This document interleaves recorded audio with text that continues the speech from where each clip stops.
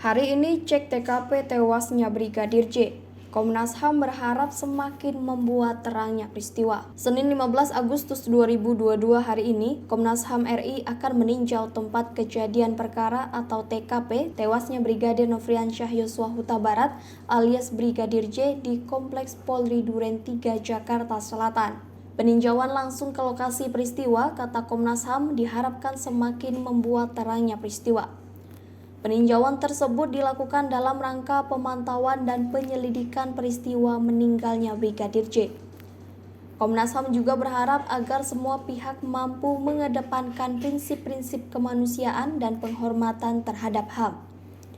Ini merupakan kelanjutan dari sejumlah proses yang telah dilakukan oleh Komnas HAM terkait pemantauan dan penyelidikan peristiwa tewasnya Brigadir J. Untuk melengkapi proses tersebut, tim Komnas HAM RI akan melakukan peninjauan tempat kejadian perkara atau TKP yang terletak di Kompleks Polri Duren 3 pada Senin 15 Agustus 2022 pukul 10.30 waktu Indonesia Barat. Kata keterangan resmi tim Komnas HAM RI Minggu 14 Agustus 2022. Sebelumnya, Komnas HAM telah melakukan sejumlah proses terkait pemantauan dan penyelidikan atas peristiwa tewasnya Brigadir J. Sejumlah proses yang telah dilakukan diantaranya meminta keterangan dan mengumpulkan bukti dari pihak keluarga Brigadir J termasuk kekasih Brigadir J. Selain itu, tim Komnas HAM juga telah melakukan permintaan keterangan terhadap tim Dokes Polri, tim Cyber Polri, tim Laboratorium Forensik Polri, serta sejumlah ajudan dan asisten rumah tangga Irjen Pol Verdi Sambo. Terkini, Komnas HAM juga telah meminta keterangan kepada Sambo dan istrinya Putri Chandrawati. Diberitakan sebelumnya, Komisi Nasional Hak Asasi Manusia atau Komnas HAM batal memeriksa kedua tersangka kasus kematian Brigadir Yosua Huta Barat alias Brigadir J. Adapun satu tersangka yang diperiksa ialah ex-Kadif Propam Irjen Verdi Sambo. Padahal sebelumnya telah direncanakan pemeriksaan akan dilakukan kepada Verdi Sambo dan Barada Richard Eliezer atau Baradae. Soal rencana keterangan Baradae, jadi hari ini kami hanya meminta keterangan terhadap Sambo, tidak jadi Baradae. Kata Komisioner Komnas HAM RI BK Ulung Hapsara dalam konferensi pers di Makobrimob, Depok, Jawa Barat, Jumat 12 Agustus 2022.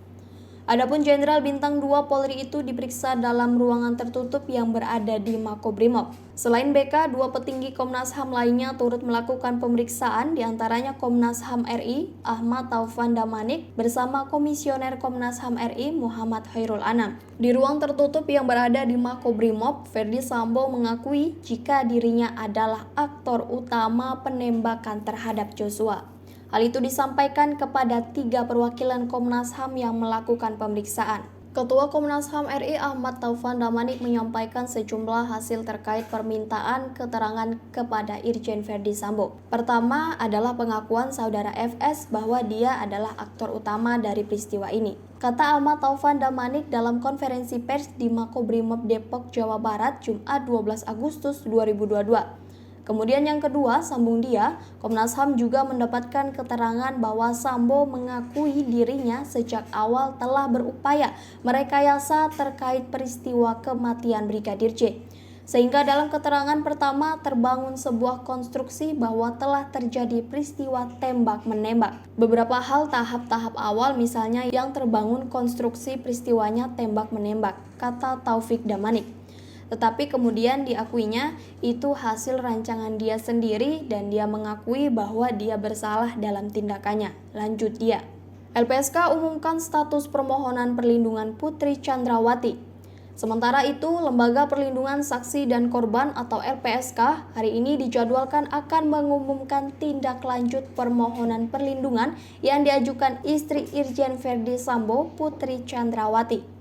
Ketua LPSK Hasto Atmojo Suroyo mengatakan pihaknya akan mengumumkan hasil rapat paripurna yang dilakukan internal LPSK terkait permohonan tersebut.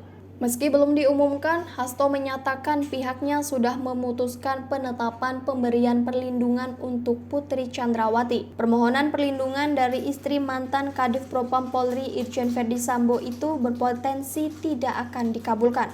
Hal itu didasari karena saat ini kasus yang dilaporkan Putri Chandrawati terkait pelecehan seksual ternyata dinyatakan tidak terbukti oleh pihak kepolisian. Permohonan ke LPSK itu kan berkaitan dengan pelaporan Bu PC atau Putri Chandrawati ke polisi ya. Status hukumnya sampai kemarin kan belum jelas.